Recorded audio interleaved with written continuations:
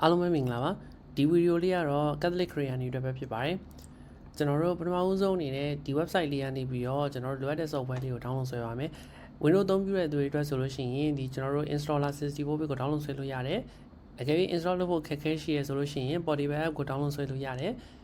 map သုံးယူတဲ့သူတွေဆိုလို့ရှိရင်လည်းဒီ link လေးကနေပြီးတော့ဆွဲလို့ရတယ်ပြီးတော့ Linux သုံးတဲ့သူတွေရှိခဲ့မယ်ဆိုလို့ရှိရင်လည်းဒီအောက်မှာကိုယ်နဲ့သက်ဆိုင်ရာ Linux distribution တွေအတွက် link တွေရှိပါတယ်software ကို install လုပ်ပြီးသွားပြီဆိုလို့ရှိရင်ကျွန်တော်ကcontributor တွေအကုန်လုံးကိုကျွန်တော် database ပေးထားမှာဖြစ်ပါတယ်အဲ့ဒီ database ကို set ထဲမှာ download ဆွဲပြီးပြီဆိုတာနဲ့ကျွန်တော်တို့ကဒီ database လေးကို double click နှိပ်လိုက်ပြီဆိုတာနဲ့ဒီ software လေးက install လုပ်ပြီးသွားပြီဆိုလို့ရှိရင် auto ဝင်လာမှာပဲဖြစ်ပါတယ်ပထမဆုံးနှိပ်နေချင်မှာတော့သူကဒီလို view လေးနဲ့ပထမဆုံးစာပေါ်မယ်ပေါ့နော်အဲ့ဒီမှာကျွန်တော်တို့ကစာသားတွေရေးမယ်ဆိုလို့ရှိရင်ကျွန်တော်တို့ကဒီ browse data တွေကိုတွားလိုက်မယ်အဲ့ဒါပြီးသွားပြီဆိုလို့ရှိရင်ဒီ book ထဲကမဟုတ်ဘူး buses ထဲကနေပြီးတော့ကျွန်တော်တို့ကိုရေးပေးခြင်းနဲ့အပိုင်းကိုရအောင်ရှာပြီးတော့ရေးပေးလို့ရပါတယ်အဲဒီမှာကျွန်တော်အစမ်းပြပေးပါမယ်အစမ်းအနေနဲ့ဆိုလို့ရှိရင်ဒီမှာဒီကအင်္ဂလိပ်စာသားဖြစ်တယ်အဲ့ဒါကိုကျွန်တော်ကမြန်မာစာသားဖြစ်နေပြန်ပြောင်းပြီးတော့ရေးမယ်ပေါ့နော်ကျွန်တော်တို့ရေးပြီးသားကို copy ကူးထားပြီးသားရှိရတဲ့အတွက်ကြောင့်မလို့ copy ကူးလိုက်မယ်ရေးမယ်ပေါ့နော်ဒီမှာဆိုလို့ရှိရင်ကျွန်တော်တခုလောက်ဒါမြေတားရက်ခံချင်တာပေါ့နော်ကျွန်တော်တို့ဒါဖျားစကားဖျားစာဖြစ်တဲ့အတွက်ကြောင့်မလို့ကျွန်တော်တို့ရေးတဲ့အခါမှာတေချာလေး view site ပြီးရေးပေးစေချင်ပါတယ်ပေါ့နော်ဥပမာဒီလိုမျိုးလေးတွေဖြစ်နေရမျိုးပေါ့နော်အဲ့လိုမျိုးလေးပို့အဲ့လိုမျိုးလေး view site ပြီးလို့ရှိရင်ပို့ပြီးတော့အဆင်ပြေမှာပါရေးပြီးသွားပြီဆိုလို့ရှိရင်ကျွန်တော်တို့ကဒ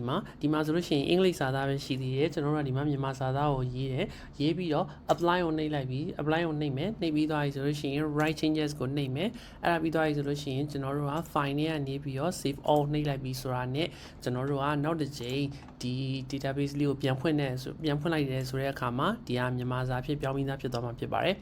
ကျွန်တော်အနေနဲ့ပြောဖို့မေ့သွားခဲ့တာဒီခုကကျတော့ဒါ laptop နဲ့ရေးမှအဆင်ပြေမှာဖြစ်ပါတယ် mobile phone နဲ့ဆိုရင်တော့ရမှာအဆင်ပြေမှာမဟုတ်ပါဘူးခင်ဗျကျွန်တော်တို့ဒီမှာပေါ့နော်မိတ်ဆွေကဗျာဒိတ်တော်ကျန်းကိုရေးပြီးရဆိုလို့ရှိရင်ကျွန်တော်ကဒီမှာဘယ်လိုပုံစံလေးပြထားမလဲဆိုလို့ရှိရင်ဗျာဒိတ်တော်ကျန်းကိုဘယ်သူကရေးပြီးတယ်ကဘာဦးကျန်းကိုဘယ်သူကရေးပြီးတယ်ဥပမာပေါ့နော်ရှင်မတေးဦးအေးဝေအင်္ဂလိပ်ကျန်းဆိုလို့ရှိရင်လည်းဘယ်သူကရေးပြီးတယ်ဆိုပြီးတော့ဒီမှာကျွန်တော်ကဖြည့်ပေးထားမှာဖြစ်ပါတယ်ကျွန်တော်တို့အားလုံးပြီးသွားတဲ့အခါမှာဒီမှာပါရလာမလဲဆိုလို့ရှိရင်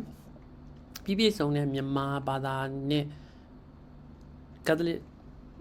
မြန်မာ database တခုရလာမယ်ပေါ့နော်ဒီ database ကိုကျွန်တော်တို့software developer တွေကwebsite ရေးတဲ့နေရာမှာ mobile app တွေရေးတဲ့နေရာမှာကိုယ်အဆင်ပြေသလိုသုံးချလို့ရမယ်ပေါ့နော်နောက်တစ်ခုပြောဖို့လိုတာကကျတော့ကျွန်တော်ဒီစာအုပ်လေးလိုမယ်ပေါ့နော်ဒီစာအုပ်လေးတဲ့ဟာကိုပဲကျွန်တော်တို့ကူးယူပြီးတော့ရေးမှာဖြစ်ပါတယ်ဒီစာအုပ်လေးမရှိသေးဘူးဆိုလို့ရှိရင်ကျွန်တော်နီးစပ်ရဘုရားကျောင်းနေစီမှာတွားရောက်ဝယ်ယူလို့ရပါတယ်ခင်ဗျကျွန်တော်ဒီစာအုပ်လေးထဲမှာတော့လိုအပ်နေတဲ့ကျန်းချက်လေးရှိရပါတော့ဒါပေမဲ့ဒီရှိပြီးသားတွေကိုပဲကျွန်တော်တို့အရင်ရအောင်ဖြည့်ကြမယ်ပေါ့နော်အင်္ဂလိပ်စာနဲ့မြန်မာစာကိုဖြည့်မယ်ပေါ့နော်ဟုတ်ကဲ့ပါအချင်းချုပ်အနေနဲ့နားထောင်နေတယ်ဆိုလို့ရှိရင်တော့ဒီမှာနေအဆုံးသက်ပြီးတော့အဆုံးသက်လိုက်လို့ရပါပြီဆက်လက်ပြီးတော့နားထောင်နေတယ်ဆိုလို့ရှိရင်ကျွန်တော်တို့ဒီဟာကိုဘာလို့ idea ရလာသလဲဆိုလို့ရှိရင်ကျွန်တော်တို့ဒီမှာonline မှာပေါ့နော် website အနေနဲ့ရော mobile application အနေနဲ့ရော Android ကော iOS ကောပေါ့နော် Catholic ကျမ်းစာရှားတယ်ပေါ့နော်ကျွန်တော်ရှားတဲ့အသေးအံရှားတဲ့မြန်မာလိုရောအင်္ဂလိပ်လိုရောရှားတယ်ဇော်ကြီးရော Unicode နဲ့ရောရှားတယ်မတွေ့ဘူးပေါ့နော်မရှိဘူးအဆင်မပြေဘူးပေါ့နော်ဒါပေမဲ့ဒီ Protestant Bible တွေကတော်တော်ပေါ့တယ်ကျွန်တော်စိတ်မြေထိုင်ရေးတာအခု90ကျော်တယ်စက်မရေးနိုင်တော့လွတ်ထားလိုက်ရတယ်ပေါ့နော်အဲ့လောက်ထိကိုများတယ်မြန်မာဘာသာနဲ့ Protestant ကျမ်းစာအဲ့တော့ကျွန်တော်တို့ဒီ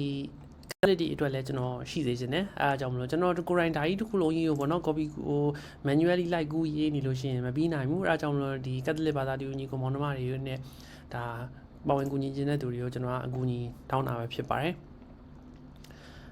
ဒီမှာဆိုလို့ရှိရင်ကျွန်တော်နောက်ထပ်ဥပမာလေးပြမယ်ပေါ့နော်ဒီမှာဆိုလို့ရှိရင်ဒါယောဝသက်သေကျမ်းစာလေးရှိရယ် website မှာပေါ့နော်ကျမ်းစာရှိရယ်ဒီမှာဆိုလို့ရှိရင်လည်း gram ကျမ်းစာရှိရယ်ဒီမှာဆိုလို့ရှိရင်လည်းကျမ်းစာတစ်ခုလုံးပဲပေါ့နော်ဒီမှာဆိုလို့ရှိရင်ကျွန်တော်တို့ဒီယေရှုသခင်ရဲ့မိခင်မေမာရီယာအကြောင်းရေးထားတဲ့ကျမ်းစာတွေလည်းရှိရယ်ပြီးလို့ရှိရင်ဒီမှာဆိုလို့ရှိရင်လည်းပြောချင်တာပေါ့နော်တခြား ဘာသာတွေမှာ website လေးတွေဗာလေးတွေနဲ့အဲ့လို application လေးတွေနဲ့သူတို့ရဲ့ကျမ်းစာတွေအကြောင်းရှိတယ်ပေါ့နော်ဒါပေမဲ့ Catholic တွေမှာကျတော့ရှားတယ်ပေါ့နော်ရှားတယ်ဒီမှာဆိုလို့ရှိရင်လည်းကျွန်တော်တွေ့တာလေးရှိရပေါ့နော်ဒီမှာရှိတယ်ဒါပေမဲ့ဒါက PDF file နဲ့ပေါ့နော်အဆင်မပြေဘူးဒီလို PDF file တဲ့စာလို့ရှိရင်ဒီလိုလှပပလေးတွေကပိုကောင်းတယ်ဒါကျွန်တော်နှိုင်းရှင်တာမဟုတ်ပါဘူးပေါ့နော်ကျွန်တော်တိုင်းလည်းလို့နှိုင်းတာတော့မကြိုက်ဘူးဒါပေမဲ့လို့အဲ့လိုပိုကောင်းစေခြင်းနဲ့စေတနာနဲ့မလို့အမပါဝိုင်းရင်လည်းခွင့်လွှတ်ပေးစေချင်ပါတယ်ဒီမှာဆိုလို့ရှိရင်လည်းကျန်းညွန်းတင်တယ်အဲ့လိုလေးနဲ့ဒါတေးသေးချာချာလေးကိုရေးထားရပေါ့နော်ကျွန်တော်ကိုယ်တိုင်လည်းဒါဒီ database ကြည့်ပြီးသွားတဲ့အခါမှာတတ်နိုင်သလောက်ဒါကိုစမ်းညံစမ်းရှိသေးစူးစမ်းပြီးတော့အလိုမျိုးဒီလိုမျိုးလေးပေါ့နော်လှပပလေးဖြစ်အောင်ကျွန်တော်ရေးပြီးသွားရေးနိုင်ဖို့တစူးစမ်းပါမယ်ဒီမှာဆိုလို့ရှိရင်နောက်ပြီးတော့ဒီကောင်ကူးမယ်ဆိုလို့ရှိရင်လည်းအဆင်မပြေဘူးပေါ့နော်ဒီကောင်ကို copy ကူးလိုက်မယ်ဒီမှာစာသားကကြတော့ဘယ်လိုဖြစ်သွားလဲဆိုတော့Unicode စာသားမဟုတ်ဘူးပေါ့နော်အဲ့တော့အဆင်မပြေဘူးဖြစ်သွားတယ်ပေါ့နော်နောက်ဒီမှာဆိုလို့ရှိရင်လည်း link တွေပြတ်နေရပေါ့နော်download ဆွဲတော့အဆင်မပြေဘူးပေါ့နော်အဲ့လိုဖြစ်နေရပေါ့နော်အဲ့ဒါကြောင့်မလို့ကျွန်တော်ကဒီ Catholic မြန်မာ database တစ်ခုရှိလာစေခြင်းနဲ့စေတနာနဲ့ဒီ idea လေးကိုအကောင့်ထဲပေါ်ပြီးတော့ဒီ contributor တွေကိုဖိတ်ခေါ်ရခြင်းဖြစ်ပါတယ်နောက်ကျွန်တော် copyright အနေနဲ့ပြောချင်တာတခုရှိပါတယ် copyright အနေနဲ့ကျွန်တော်ဗာပြောရမလဲဆိုလို့ရှိရင်ကြတော့ဒီဟာကပေါ့နော်နီးစပ်ရာဖျားချောင်း Catholic ဖျားချောင်းသွားတယ်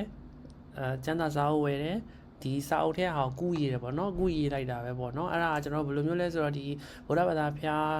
ချောင်းဘုန်းကြီးကျောင်းတွေကိုသွားပြီးတော့ဒီပဋ္ဌာန်းစာအုပ်ဝယ်တယ်ဝယ်ပြီးတော့ကျွန်တော်တို့ဒီကိုယ်တိုင် manual ကူးပြီးတော့ဒီ application နဲ့မထည့်ရေးလိုက်တယ်လို့မျိုးပဲပေါ့နော်ဒါ copyright ညှိစရာလည်းမရှိဘူးတဲ့အတွက်ကြောင့်မလို့ဒါလွတ်လွတ်လပ်လပ်ကူးယူရေးသားလို့ရနိုင်မယ်လို့ကျွန်တော်မျှော်လင့်ပါတယ်ယူဆပါတယ်ပေါ့နော်တယောက်တည်းပဲအများကြီးရေးပေးရမယ်လို့မရှိပါဘူးကိုနိုင်တဲ့လောက်ပေါ့နော်ကိုအောင်မတကြမ်းနဲ့ရေးပေးနိုင်ဒီမှာဆိုလို့ရှိရင်ကျွန်တော်ဥပမာလေးရေးပေးထားရပေါ့နော်ထမြောက်အကျန်းကိုတကယ်ချင်းဒီစုရေးမယ်ဆိုလို့ရှိရင်လည်းငါဖြစ်ပါတယ်အဓိကကတော့ဒါကိုနိုင်တဲ့လောက်လေးပါဝင်ကူညီပြီးတော့ရေးပေးစေချင်ပါတယ်အခုလိုအဆုံးထိနားထောင်ပေးရတဲ့အတွက်ကျေးဇူးအများကြီးတင်ပါတယ်ခင်ဗျလွဲတာလူအားနဲ့အမှားယွင်းချွေချော်တိမ်မှရှိလို့ရှိရင်လည်းဒါဒီနေရာနေပဲတောင်းပန်ပေးပါတယ်ခင်ဗျ